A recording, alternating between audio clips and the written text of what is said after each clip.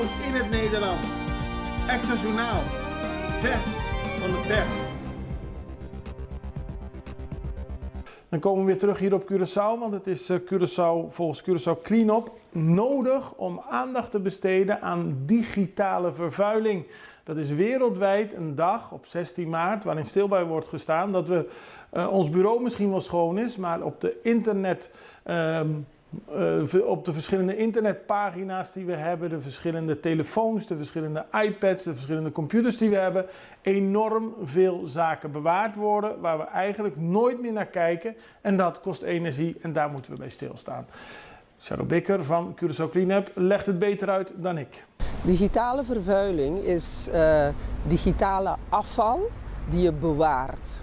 Maar die je niet ziet. Die je niet ziet. Nee. En dat is heel belangrijk om de mensen bewuster te maken hiervan, van al het digitale afval die je bewaart. En dat zijn gewone foto's die je hebt op je telefoon, in je computer, via je app heb je een heleboel apps, je hebt een heleboel mails en je hebt een heleboel files op je computer.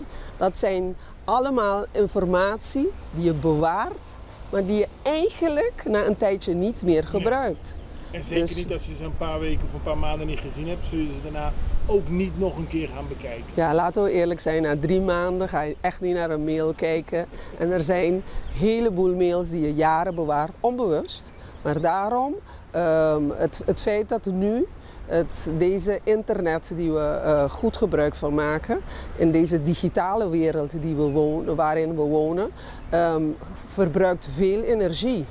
En dat wordt te veel, want je weet, er is veel, internet geeft veel uitstoot van CO2, dat is kooldioxide, dat is niet goed voor het milieu en het klimaat. En je weet allemaal wat de schade kan zijn hiervan, we merken het al.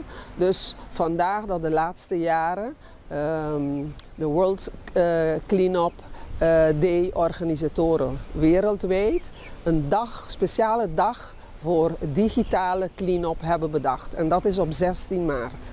Want alles wat je bewaart ligt niet zomaar digitaal ergens. Het kost energie om dat te bewaren. Zeker. Ja. En het gebruikt meer energie. Want mensen laten die dingen staan. Dus men bewaart het, maar op een gegeven moment vergeet je het. Ja. Dus laten we heel praktisch zijn voor onszelf. Als je niks hebt te doen thuis, je hebt je telefoon altijd in je hand. Je zit bij de dokter, je staat in een rij, je zit in een vliegtuig. Begin even zelf aan je telefoon. En als je aan het werk bent en je bent eventjes met wat bezig, doe dat elke dag. Het gewoon kan gooi weggooien.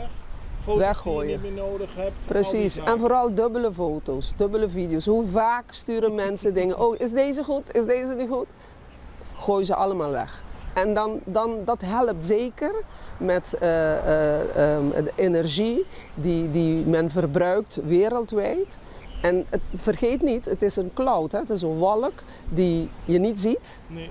maar het gebruikt wel veel energie.